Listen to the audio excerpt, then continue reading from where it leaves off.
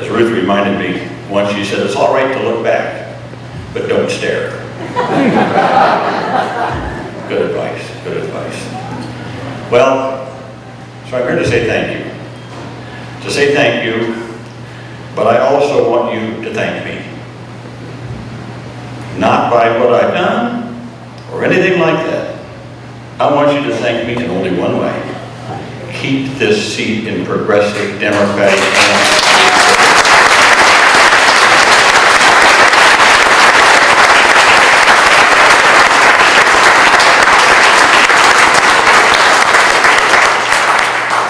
You know, it's been a long, tough fight. We are in a tough fight.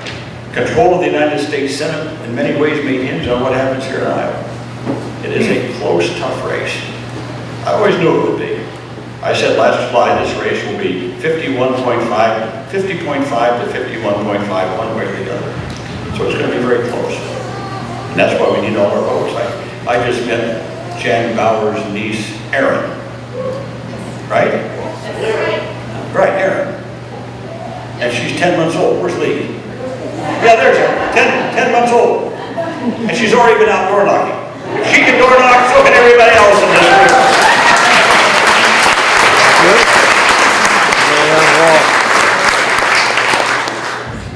You know, sometimes it's good to stop, take a pause. I wonder, why do we do what we do?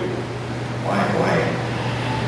I mentioned last night, Frank Capra made a movie in World War II called Why We Fight. And it was a movie to be shown to our troops to explain what we were doing in Europe and the Pacific Theater. I thought about that a lot. I hadn't seen all of them. He made a series of them. I saw a couple of them. And they were very good. It was about democracy and human rights, and get this, civil rights. Even though, and Frank Capra, being the wonderful liberal that he was, had African Americans in his movies, even though they were still segregated in the armed forces. So I got to think about that. Why we fight? Why do we fight so much here? Why do we do this? I just made some notes here. Why do we fight?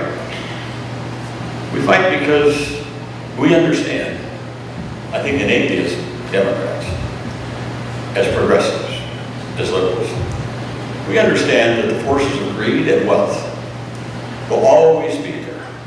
They're always going to try to accumulate more and more to a few, rather than understanding that we're all better off, as Paul Wellstone used to say, we're all better off when we're all better off. We all do better when we all do better.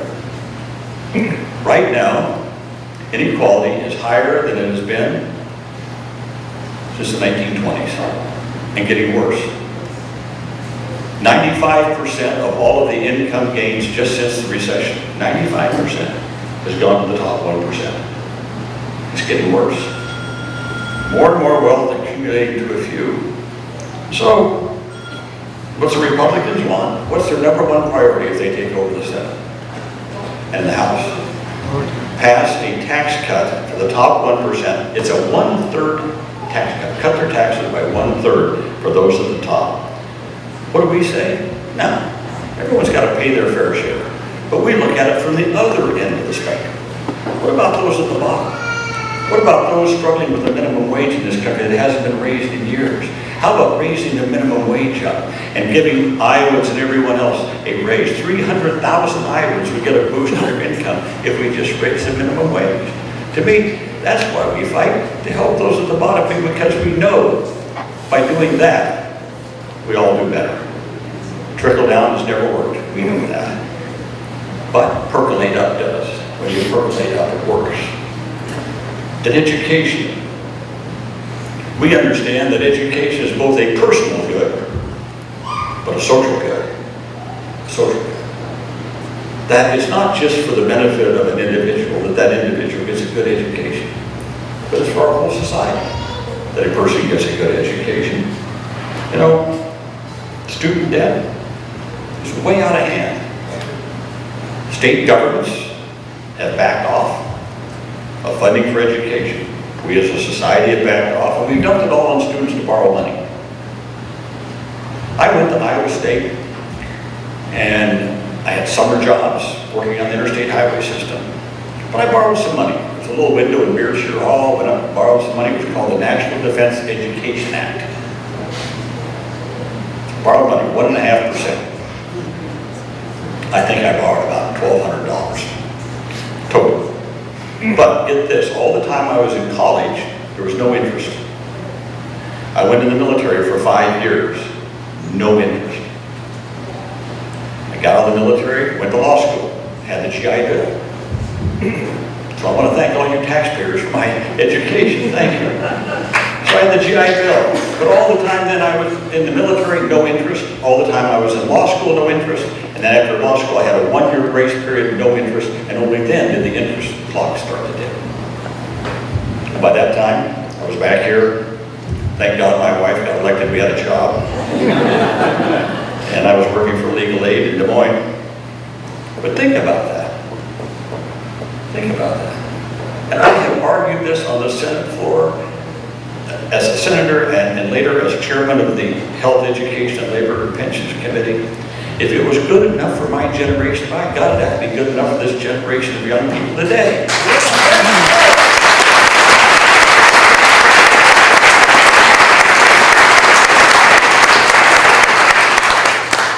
Then as chairman, after I took over after Ted Kennedy passed away, it came to my attention that we had a new phenomenon going on in America, a new phenomenon in higher education called the for-profit schools.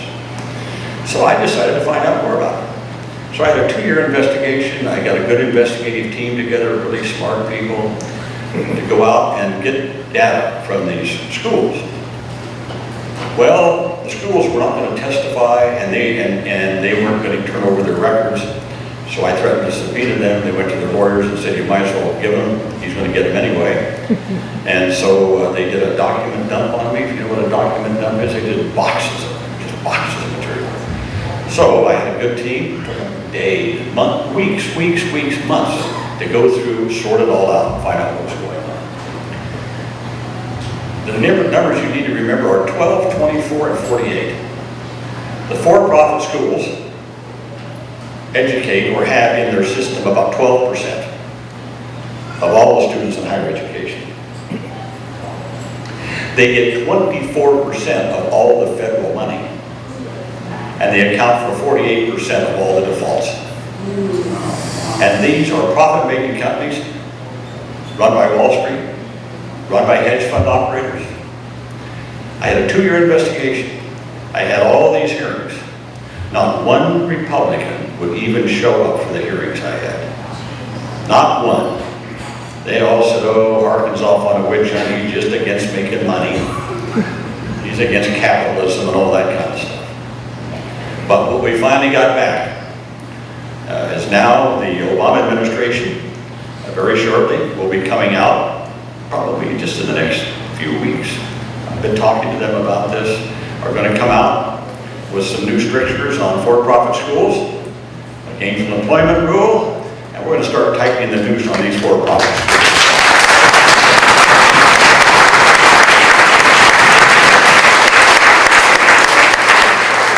So that's why we fight. That's why we fight. We fight for personal freedoms. It always bugs me, but Republicans say, oh, we're for individual rights and individual freedoms. Well, when it comes to having a gun, yeah. You know, they feel like Brady's opponent, you know, concealed carry, they don't care. But when it comes to the things that affect you most personally, they like the government to be involved. You know, when it comes to reproductive choices by women, they want the government and they want laws to be able to tell a woman what her reproductive choices ought to be. We Democrats believe that a woman ought to make her own choices.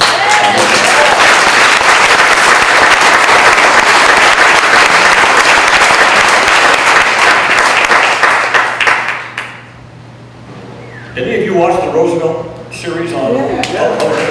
Just wonderful. Reminds us again and again why we're Democrats. And nothing more poignant than the evolution and the establishment of Social Security. I've told this story before. but it's a true story. My father had a 6th grade education. My mother was an immigrant. 1939, they had 5 kids, 1 kid on the way, me.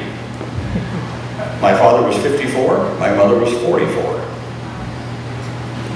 So if you're figuring that out, you have figured out I just slipped in under the wire, so to speak. But my father was out of work, had been out of work for some time. He had no hope for anything. And then he, as he always told me later, he got a letter from President Roosevelt. And it was his WPA card. And to this day, I've always had on my wall in my office my dad's WPA card. Which told him to report to work at once as a laborer on a project for $40.30 a month. And they built Lake Aquabi. And if you look at the Indianola High School, there's a cornerstone there, 1940, Works Project Administration. Well, yeah, it gave my dad a job, get my family together. But more than anything, it gave him hope. It gave him hope that tomorrow would be better than today, that his kids would have a chance, that he could look to a future. And during the war years, he was able to work enough to qualify for Social Security. My mother died when I was young, so when we were in high school, that was the only thing, the only income my family had was Social Security for my dad in the 50s. He had a Social Security card. And I will never forget, when I came home from leave in 1966, I was in the Navy. I came home for Christmas, and my dad said he got another letter from President Johnson. He was always getting letters from presidents. Letter from President Johnson. Look what I got. He held up his Medicare card so he could get medical care. So, we believe very deeply that Social Security, that Medicare is an inviolable contract between one generation and the next, backed by the full faith and credit of the United States government. We believe that that's where it ought to stay. Our opponents say privatize it, turn some of it over to Wall Street. That's what Brady's opponent is saying. That's why we fight, to make sure that succeeding generations will know that they're going to have that Social Security and they're going to have that Medicare. Health care.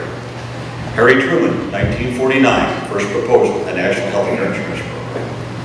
He never could get it until Barack Obama and a Democratic House and a Democratic Senate brought this to America, the Affordable Care Act. You'll hear all these crazy stories.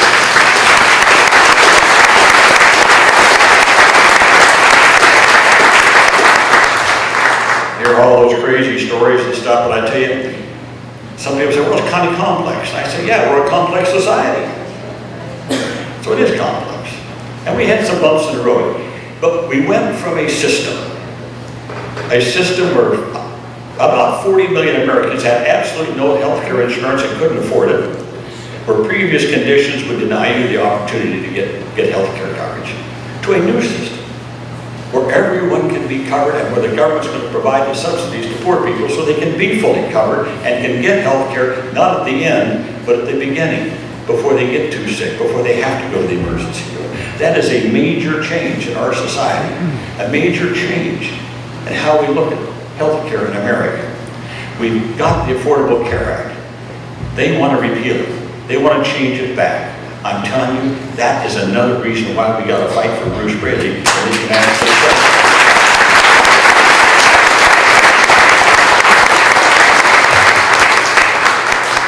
And lastly, we're the party that stands for civil rights and human rights.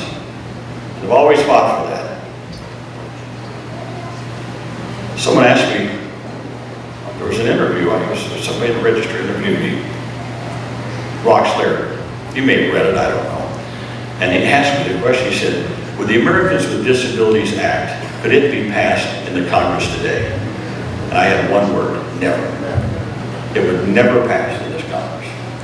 We just happen to have an opportune time at that point in time where we had a Democratic House, a Democratic Senate, and we had a president, George H.W. Bush, who was supportive of it.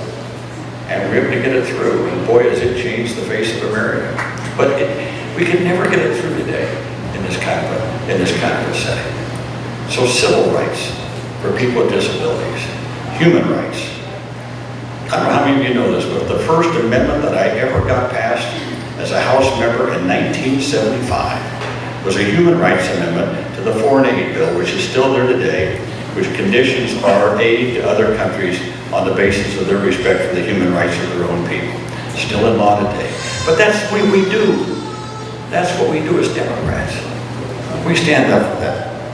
And lastly, we've always believed, and I believe this probably more now than I ever have in my life, that government can be a force of good in our society if you have good people there.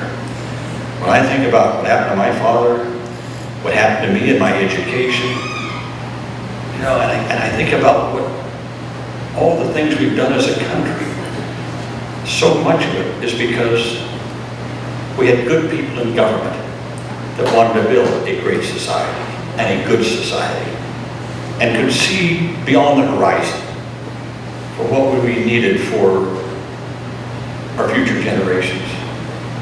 So we believe strongly that if we have good people in government, can be a force for good for our society. As I said, I believe that more strongly today than I did when I first came into office. But the key is this: you got to have good people in government. And I'm here to ask you again, to plead with you, do everything possible. We have a great ticket. Jack Hatch is a wonderful person, and Tom Miller, and Mike Fitzgerald, and Paul Fitzgerald, and Paul Toot, and Wayne, all these wonderful people who are here who are running for office. These are good people. All the things I talked about, why we fight, that's what they fight for. They're all good people. We're going to count a lot on Story County. I've always counted on you in all my past races to help get the kind of votes we need to balance off what we may not get out in northwest Iowa, someplace out there. But I got to tell you, I've watched this Jim Maurer, and this guy is really good.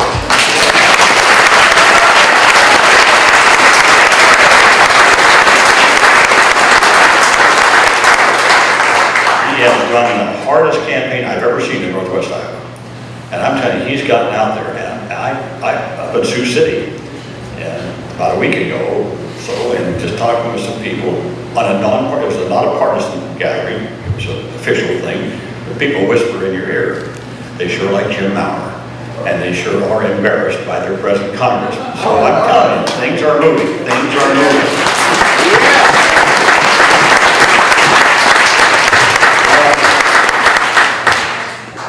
Well, I know I'm over too, and I got to go to another event in Marshall County, then I got to go to Grinnell, and then down to Warren County.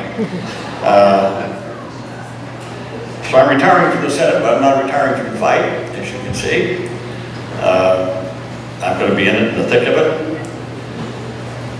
You know, in this Senate race, I've been watching some of these ads. And there's sort of this sense that, well, you know, I heard someone say, well, Joni Ernst, she's really attractive. And she sounds nice. Well, I got to thinking about that. I don't care if she's as good looking as Taylor Swift or as nice as Mr. Rogers. But if she votes like Michelle Bachmann, she's wrong for the state of Iowa.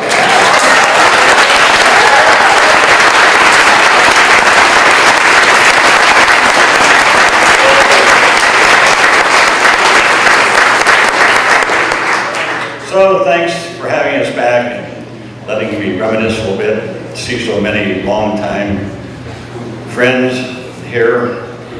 Like I said, I'm not fading into the woodwork. I will be working with this institute at Drake, the Harkin Institute of Public Policy. So I'm going to be around, and I'm going to be doing whatever I can to support our progressive candidates this year and on into the future. But I will tell you this, on this Senate race, I've been around a long time, folks. I've seen a lot of candidates, I've seen a lot of campaigns, I've seen tough races, I've seen them close. Tomorrow, Monday, you can take this to the bank. Bruce Brady is going to win this election and be a senator that we can be proud of. We just need you to get the votes out. Go out.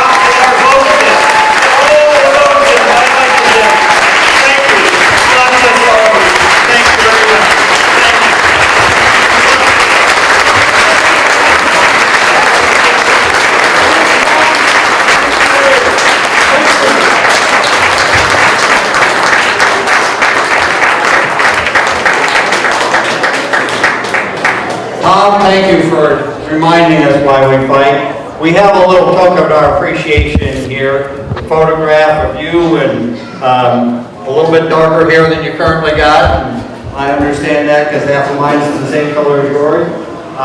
But it's a photograph of your early campaign, and it's where the cowboy card term came from. And it's signed by most everybody here in the hall. I hope you would take this with you and find an appropriate place for it. And yeah, the photo was taken by Keith Wessel. Is Keith here? Where is Keith? Now the next thing to do is to go out and do that fight. I look around the audience here, and half of you look like you just came from church, and the other half of you look like you're ready to go out and door knock, and we need help on both ends. So get on out today, get on out the next week. The next 9 days are going to be critical. We're all coming here to honor and thank Tom and Ruth, and it's all together appropriate we should do so. But there's no better way to do that than to make sure that Bruce Braley gets elected to the next United States Senator from Iowa. Let's continue that tradition.